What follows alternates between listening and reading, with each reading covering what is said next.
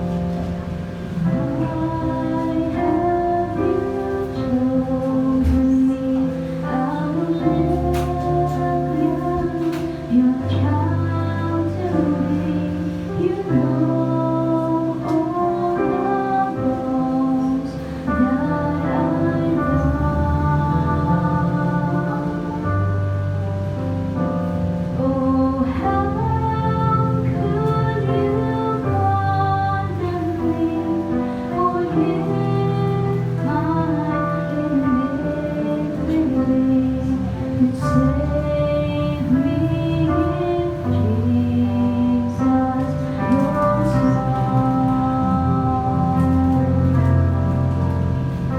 But Lord, help me be what you want me to be.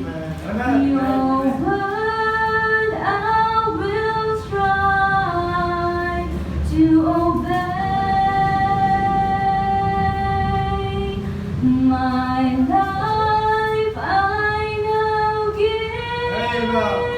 For you I will live and walk by your side all the way. I am amazed to know that my God so great could love me so. He's willing and wanting to bless. His love is so wonderful, His mercies so bountiful. I can't understand it, I confess. But Lord, help me be what you want me to be. Your word I will strive to obey. My life I now give. For you I will live and walk by your side all the way.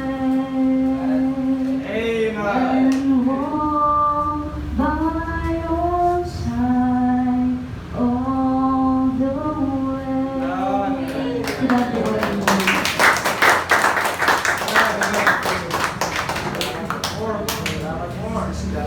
Makapela po talaga yun. Wala po minus po talaga. Makapela lang siya. Alamando po, marunong po kasi yung hinap. Ano po kaya, bibili po tayo mamaya. After po na ito. Okay na. Why haven't you chosen me? Ang ganda po nung awitin. Tayo ay pinili ng Diyos. Amen? Sabi po, ang dami ng tao sa mundo. Isa tayo sa pinili ng Panginoon. Paglingkuran siya at iligtas. Kaya salamat sa Diyos. Kasi sa mundo, mahirap kang piliin eh. Ano dapat, may natapos ka, ganito yung buhay mo, bago ka piliin. Ang Diyos hindi ganun. Ano man yung nakaraan mo, ano ka man, pinili ka ng Diyos. Kaya salamat sa Panginoon. Magandang umaga po sa bawat isa. Nag-usap po ba ako? Good morning po. Ano po? Tayo po ay, pwede mo ba din yung katabi nyo, good morning? Dahil naman practice yan eh, yung magandang araw.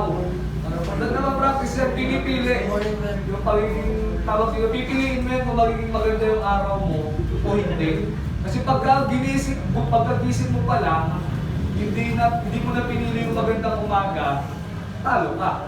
Kaya pinipili po yung pagiging maganda na araw. Kaya tayo po yung mag-aaral po ng salita ng Diyos. Sila Pastor Sunny po ay nasa Caloocan. Lagi po natin silang ipag-pray. Naimbitahan po sila doon, kaya wala po sila ngayon. Kaya kahapon po ay nasa sports fest po kami. Kaya wala kami din. Ay hindi naman po sila mamaya pa kayo. Nag-champion po kami. Nag-champion po kami. Kasama ko po si Brother Neil, kasi yung mga kasamahan niya. Sila yung mga tawag dito, third five. Kasi may mga tawag dito eh. Merong mga veterans na kasama, pero susunod, sila na ilalaban ko doon. Magagaling po sila. Hindi na papagod. Kaya nandun po kami, nag-champion po kami kahapon. Tapos nag-first place po ako sa table tennis. Doon lang po kasi ako nagpa-practice eh, sa laro lang doon eh. Pero kung meron tayong table dito, baka matalo ko na yung champion dun eh. Kaya wala kasi tayong table tennis dito eh. Kaya yun po, nandun po kami kahapon. Kaya salamat po sa Diyos, iningatan po kami. Yun po, ang ano po pag-aaralan na yung sa Psalms 118. Ano po, verse 1 to 10. Maganda po ito. Ito po ay sinulat ni Haring David. Pagka babasahin sa 118 verse 8, ayun po yung pinakagitna ng Bible.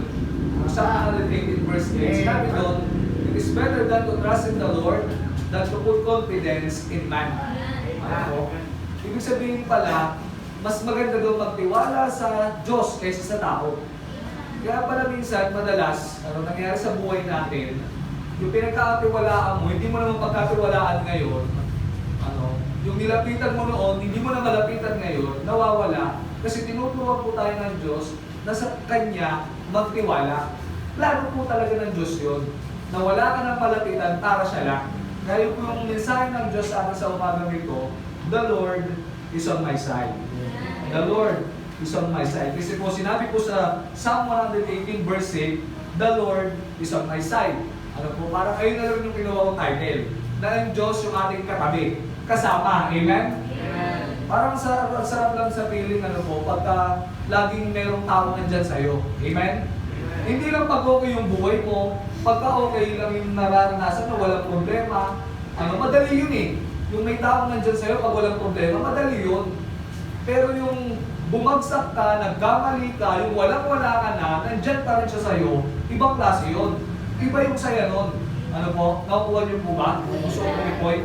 Darating po talagang ganon, na sinasabi ng Diyos sa atin, pagka kasama daw natin siya, tawag ito, hindi tayo pagkukulangin niya. Kaya tinuturuan po tayo ng Diyos na magtiwala po sa Kanya. Alam niyo po, kung meron man po tayo i-close sa mundong ito, yung Diyos. Sana po, meron pa kayo i-close sa mundong ito ang Panginoon. Kaya sa totoo lang po sa mga magulang, hindi po habang buhay kasama niyo yung mga anak niyo. Sa mga anak, hindi habang buhay kasama niyo yung mga magulang niyo. Ganoon din po sa may mga asawa, hindi habang buhay kasama mo yung asawa mo. O kamag-anak, kaibigan, hindi habang buhay kasama niyo po yan. Iiwan ka rin yan. Maniwala po kayo sa hindi. Naniniwala po ba kayo doon? Totoo po yun. Ano po? Ibig ko lang po sabihin, kung ba't sinasabi ko kung meron tayong i-close ang Diyos, kasi siya yung laging nandyan sa atin. Amen? Totoo po, siya lang po yung laging nandyan po sa atin. Sa ups and down ng buhay natin, ang Diyos yung laging nandyan sa atin. Eh sa totoo lang, marami ng tao nakiwan sa atin nung bumagsak ka. Di ba? Iniwan ka na, dating nakakausap mo, dating kaibigan mo, hindi mo na kaibigan ngayon. Di mo ba? Parang hirap naman sabihin tawag dito, hindi naman kasi pagmamahal talaga, pagka okay lang yung buhay, mahal ka niya eh. Yung nandyan lang siya sa'yo pagka okay. Kaya pag tatanungin niyo yung mga magulang ninyo, hindi naman dahil okay yung buhay nila, magkasama sila eh. Diba? Sa downside at okay ng buhay nila, magkasama sila kung bakit nananatili yan. Ibig ko lang po sabihin, ang sarap namin isipin, ng Diyos, hindi tayo iiwan, hindi pababayaan. Sinabi niya sa Hebrews chapter 13, verse 5, hindi na tayo iiwan, hindi pababayaan. The Lord is on my side.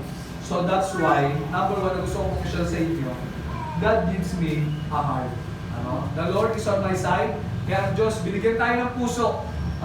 Para saan? Sa service natin, sa mga taong walang relasyon sa Diyos, sa mga sinners, and then yung puso na sa Savior natin, sa Panginoong Jesus. Sana huwag niyo pong aalisin yung puso na yan. Kasi pag hindi okay ang puso ng tao, lumalabas, hindi rin okay. Kasi hindi daw yung pumapasok sa atin yung nagpaparumi, yung lumalabas. Amen? Kasi pinagtatalunan po nila sa Bible, bawal kumain ng dugo. Hindi naman po talaga kasi kinakain ng dugo. Niinom yun eh. Ibig ko lang po sabihin, pinagtatalunan po sa Bible yung kinakain. Kaya sinabi ng Panginoong Jesus, hindi yung pumapasok yung nagpaparumi sa tao, yung lumalabas. Kaya pansinin yung pagka ang tao, hindi na okay yung puso niya. Yung lumalabas sa bibig niya, hindi na rin okay. Puro negative. Kaya pansinin niyo yung tao pagkagalit, kahit kalapit niya yung tao kausap niya, nagsisigawan. Bakit? Hindi po kasi okay yung puso eh. Kaya dapat pinapaayos sa Diyos ito. Parang tinuturuan tayo ng Diyos na binibigyan tayo ng Diyos ng bagong puso. Kaya nga sinabi sa 2 Corinthians chapter 5, verse 17, lahat daw na kay Kristo, dapat nababago. Pinapabago natin sa Diyos. Kasi pag hindi okay po yung puso natin, hindi maganda eh. Pagka yung puso natin hindi okay, hindi pinapaayos natin sa Diyos, ang hirap. Ano, yung hindi ka nagpapatawad, may galit ka. Di ba hindi nagpapatulog yun? Yung may galit ka, kung hindi ka okay sa pamilya mo, sa asawa mo, sa kaibigan mo, kapatid mo, dahil hindi po tayo gano'n. Kung binibigyan tayo ng Diyos na maayos na puso sa mga anak, ano mo, lahat ng mga anak, pabigyan po dito. Mahalin niyo yung mga magulang niyo, amen? Amen. Kasi yun yung puso na gusto ng Diyos sa atin. Pastor, tawag dito, mali sila eh. Kahit na sinabi ng Diyos, mahalin niyo yung magulang niyo. Sa totoo lang po ako, kung wala na po akong nanay, mahal na mahal ko po yung nanay ko. Yung tatay ko rin po, mahal ko. Kahit pinapagalitan ako nun, hindi ko ginawang sumagot sa kanila. Kahit meron naman dahilan para sumagot ako sa kanila eh.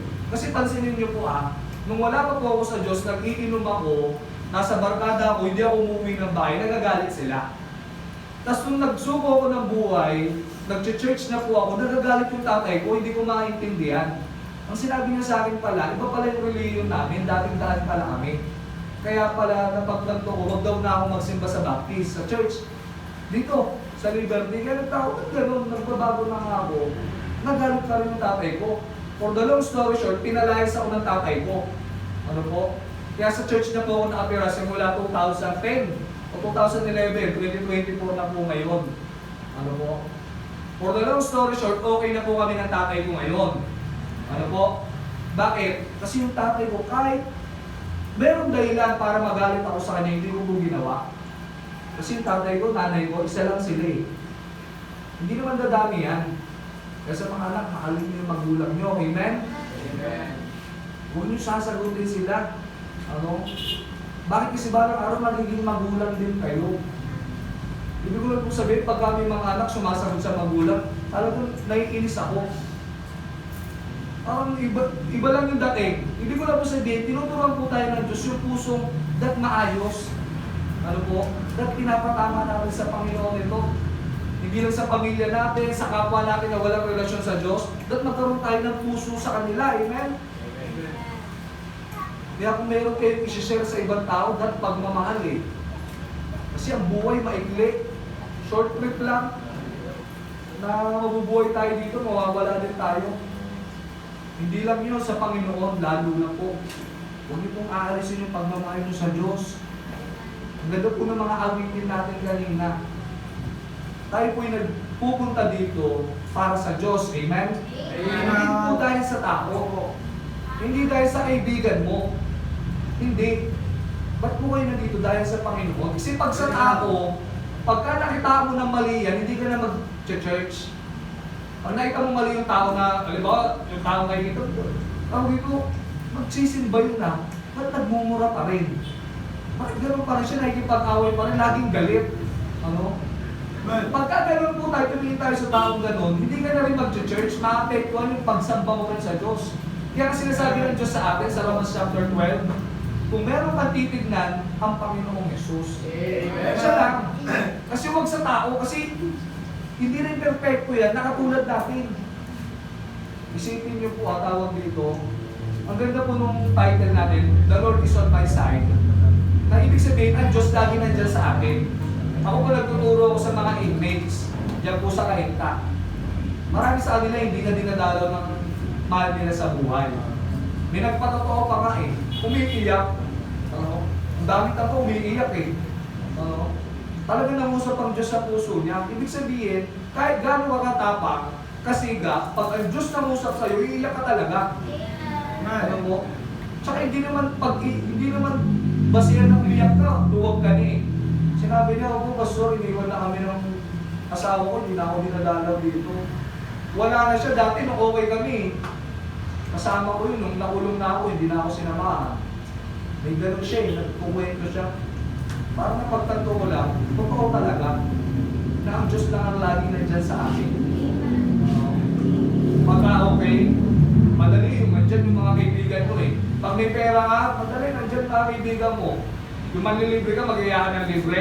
Madali yun, may sasama sa'yo, amen? Mag-chat ka sa kaibigan mo ngayon, libre kita, kain tayo. May sasama. Pero yung hindi ka ng tulong, naku, baka ano bang tawag, i-restrict ka nun. Ano? Baka i-mute ka nun. Paniwala po kayo. Pero ang Diyos hindi po ganun. Ano po? Hindi kayo i-restrict ni Lord. Ayoko na to, pasaway to eh. Hindi po ganun ang Diyos. Kaya ang ganda po ng pinapaalala sa atin nung sumulat po na itong verse na ito, ang Diyos lagi siya nandiyan sa atin. Maniwala po kayo sa hindi. Ang darating po sa punto ng buhay natin na wala kang malalapitan, wala kang mapupuntahan, matatawagan, kundi ang Diyos lang. Amen. Yung mga nakakulong ngayon, ganun sila eh. Wala na silang malapitan, talaga natuto na silang mag-pray. Kaya sabi ko sa kanila, kung hindi po kayo nakulong, baka hindi kayo nag-Bible study ngayon, baka hindi kayo nag-pray ngayon. Ibig ko lang po sabihin, kung meron tayong puso na mamahalin natin ang Diyos, hindi po kakalisin yan. Kasi ang Diyos lagi po nandyan sa atin. Amen po? I'm certain to trust God. I'm confident to trust God. Salamat sa Diyos. Number 2, mabilis na po tayo. Naka 10 minutes pa lang ako. Amen? Ano po, ang kagandahan ko pag sumasamba po tayo, hindi naman po tayo buong araw dito. Ano po, kadalasan 2 hours lang ito. Ano po, ibig sabihin, yung pang 7 na araw, dapat ibigay natin sa Diyos yan. Ano po, yung 2 hours na bigay nyo sa Diyos, alam nyo po, ang resting is a part of work din yan. Ano po, kaya ang Lord mabuti siya, pinagpapahinga niya tayo, inaanyayahan na tayo na lumapit sa Kanya, kasi sinabi po, rest is just as important as work. Resting is a part of work. Ibig sabihin, yung pagpapahinga, work po yan, pagtatrabaho din yan. Kasi hindi naman po kayo robot para hindi magpahinga. Amen? Amen. Maganda po na ba kayo, huwag po kayo magtrabaho ng araw ng linggo, bigay nyo sa Diyos yun. Amen. Kasi pag binigay nyo sa Diyos yun, sinabi sa Matthew chapter 6, verse 33, lahat daw ng kailangan mo ibibigay niya. Totoo po yan. Ano po, bakit ko po nasabi? Kasi po, nagturo po ako sa school dati, guidance counselor. Tawag ito, nagkukulang pa ako nun eh. Ano po, doon sa kaita, sa main natin. Tawag ko lang, hindi ko lang po sabihin, ngayon wala na po akong work na gano'n. Hindi na po ako nag-work na full time. Ano po, pero tawag ito, nung inuuna ko lang ang Diyos, hindi niya ako pinagkulang. Hindi po ako pinabayaan ng Diyos, wala na po akong work na naghihintay ako ng kinsenas katapusan, na tatanggap ako ng ganito, wala akong ganon. At sa church po, dito sa church po natin, wala rin po ako natatanggap dito. Amen? Wala po ako natatanggap dito, 7 years na po ako dito. Ano po? Kung bakit na po ako nagpapatuloy sa ganito, kasi yung puso ko nasa Diyos. Hindi ko lang po sabihin, pagka yung puso mo sa mga magulang, yung puso nila, pag tawag ko yung puso okay yung magulang na okay yung puso, kahit gaano kapasawa yung anak, mahal niya yan. Tama? Di ba yung mga magulang natin gano'n sila? Kahit pag sa ulo tayo, mahal nila tayo eh. Amen. Hindi ko lang po sabihin, kahit sa trabaho, gano'n eh. Pag yung puso mo, mahal mo yung trabaho mo ngayon, kahit wala kang masahuran, gusto mo eh. Di ba? Okay lang sa'yo eh. Hindi ko lang po sabihin, tawag po dito, yung linggo bigay po natin sa Diyos. Number 2 na gusto ko pong i-share, God gives me a help. Amen? Masarap na may tumutulong sa'yo. Ayun po yung nangyayari po sa akin. Dahil wala po akong work, marami pong tumutulong sa akin. Hindi po ako nangihingi, hindi po ako nanlilimos. Ano, pengay kong ganito. May ginagamit si Lord na tumulong sa akin. Ano po, ayun po yung personal na kwento ko lang. Ano, na hindi po ako pinabayaan ng Diyos. Ano po, ganoon din po si Pastor Sunny. Hindi rin natin pinapasahod yun. Amen? Yung napupunta po sa offering natin dyan, kulang pa po sa renta po natin.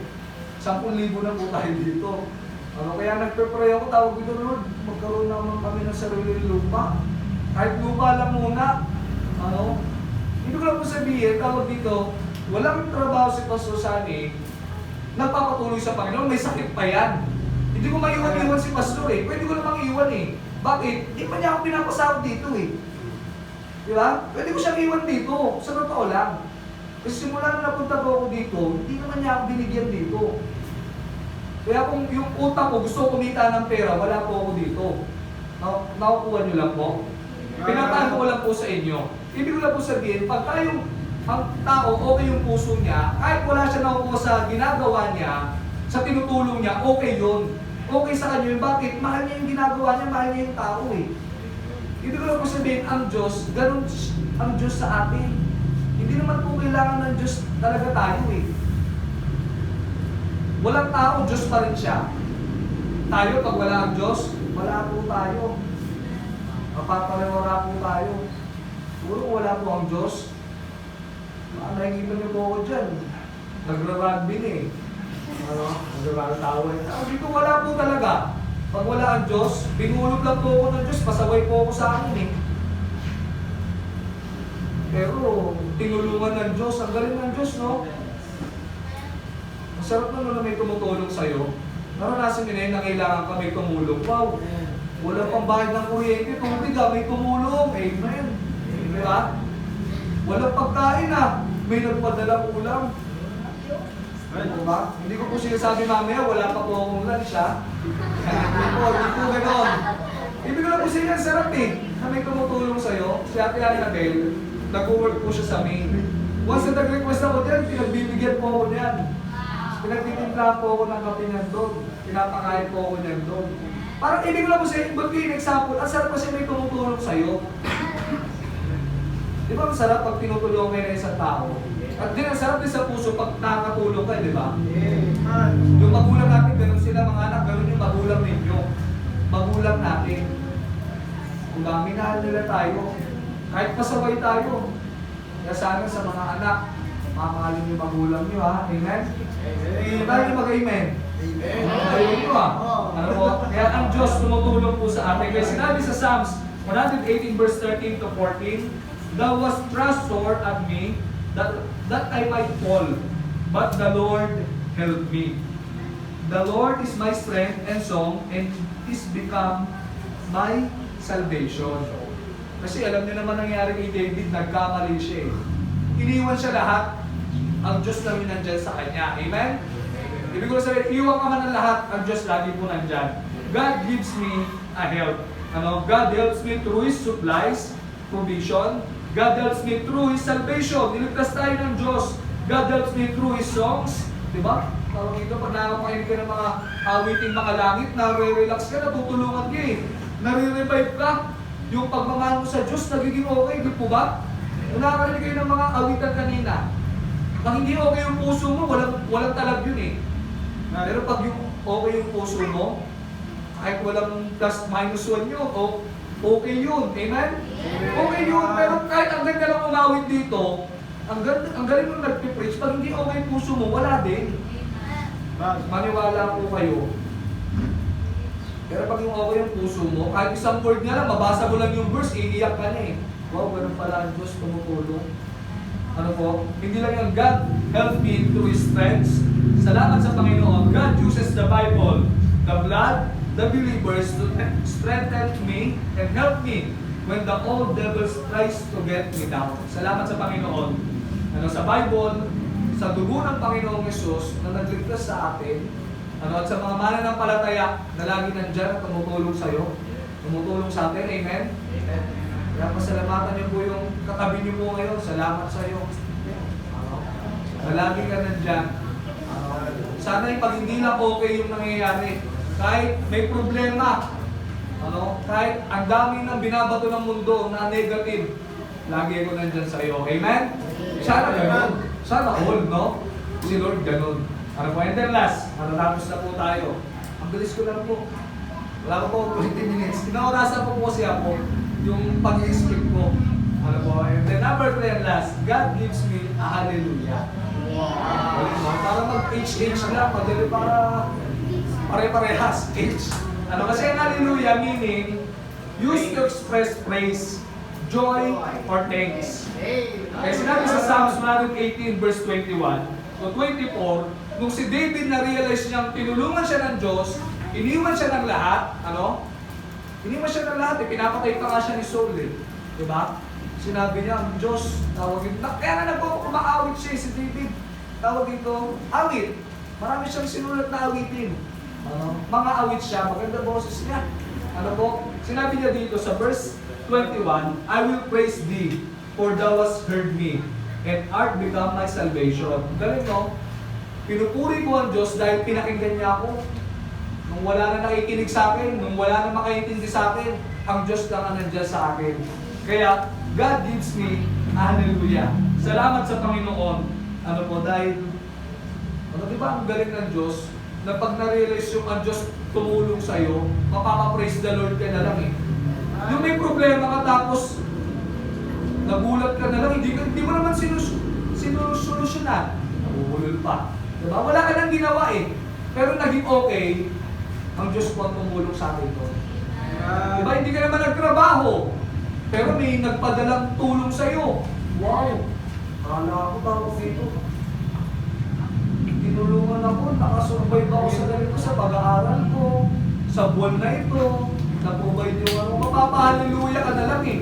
Praise the Lord! Salamat sa Panginoon. Kaya tinuturuan tayo ng Diyos na yung meron tayong ibibigay sa Panginoon, yung mga praise natin, yung hallelujah natin sa Kanya.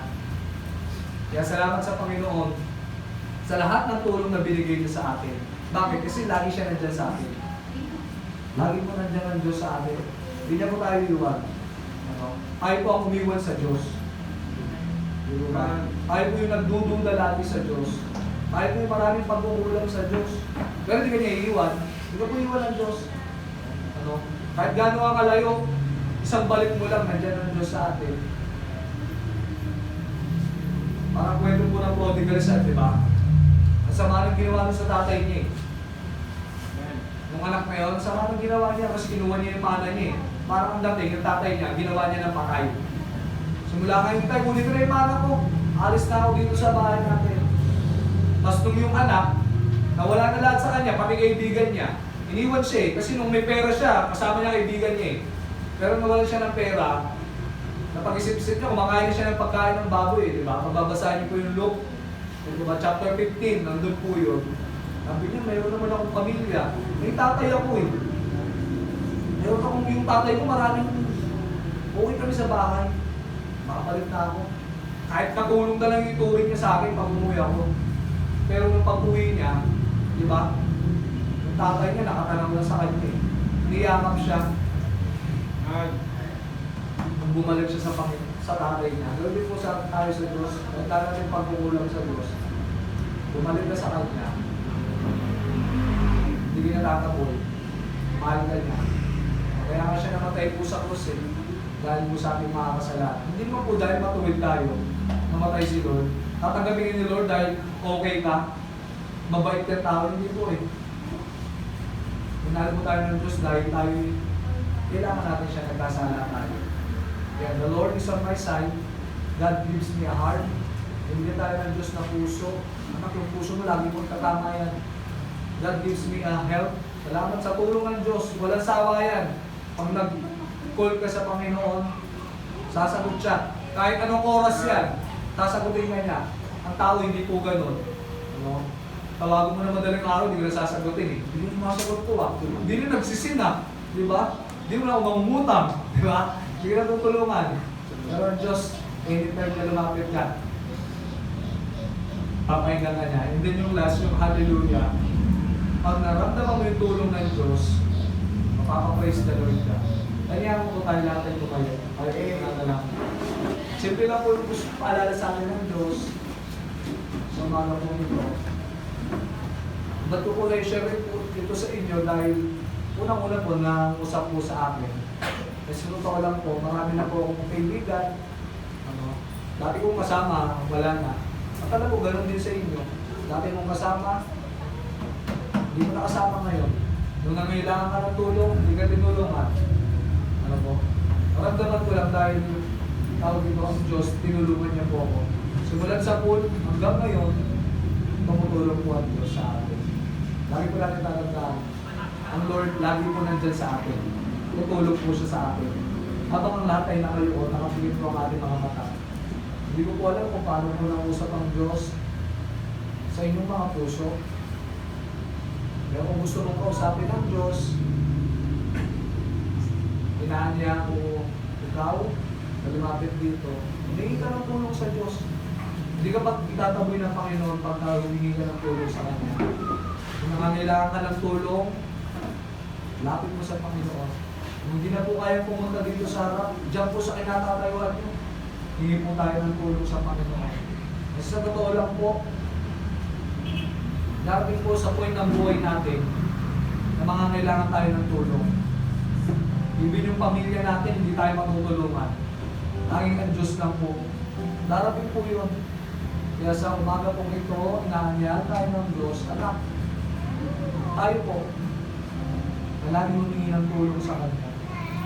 Kaya sa totoo lang po, hindi po natin kaya, dahil lahat po tayo mahina, dahil tayo po'y tao, nagkakapali, pero pinapaalalanan po tayo ng Diyos, anak, lapit ka sa akin, tawag ka sa akin. Ang gusto ng kaaway, hindi po tayo lumapit sa Diyos, lumayo tayo sa Panginoon, ay po gustong gawin ng kaaway sa atin. Pero pinapaalalanan tayo ng Diyos, sa umaga mong ito, na lagi po siya nandyan sa atin, kaya inaanyahan tayo ng Diyos, anak, paayos mo yung puso mo sa akin. Anak, tutulungan kita. Pagka tinulungan kita, kasabihin mo na lang, sa iyong mga bibig, yung pasasalamat na puso. At totoo naman po, ba tayo nabubuhay Panginoon dahil sa tulong po ng Diyos, pa tayo malakas, buo yung pamilya natin, okay yung buhay natin, dahil po sa tulong ng Diyos. Kasi sa totoo lang po, marami pong taong mayayaman, maraming ari-arian. Ano po, nung kailangan nila ng tulong, hindi na sila masagba ng pera nila, ay lumapit po sila sa Diyos. Kaya habang may pagkakataon po, tayo, ay hindi po tayo ng tulong sa Panginoon dahil lagi po siya nandiyan sa atin. Panginoon, salamat po sa inyong salita. Salamat po sa mga anak ninyo na narito ngayon ng umaga nito. Lord, kailangan po namin kayo. Lord, alam niyo yung mga nasa puso namin. Wala po kayong hindi kita sa buhay namin. Kaya Lord, kung marami kaming pagkukulang, kung marami kaming pagkakamali na gawa, tulungan niyo po kami Panginoon na mabago ito. Kung meron kaming mga taong nasakta, tulungan niyo kami Lord na humingi ng sorry. Kung yung relasyon namin sa inyo Lord, hindi po okay, Lord, tulungan niyo kami Panginoon na magpakumbaba sa inyo. Humingi ng tulong dahil lagi po kayo nandiyan sa amin. Ama, salamat po sa umaga nito na binigay niyo sa amin para kayo'y pasalamatan, papurihan, para yung mga panalangin namin, may bigay po namin sa inyo. Salamat po Ama sa umaga po ito, sa inyo po namin pinagkakatiwala buong araw na ito, at buong isang linggo na nakakaharapin namin. Lord, samahan niyo po kami sa aming mga trabaho, sa mga nag-aaral, sa mga nag-business, sa may mga ginagawa Panginoon araw-araw Lord, lagi niyo po paalala sa amin. Nakasama po namin kayo. At hindi niyo po kami iiwan, hindi pababayaan. Maraming pong salamat. Ito po ang aming samwa at dalangin sa pangalan ng Panginoong Jesus. Amen.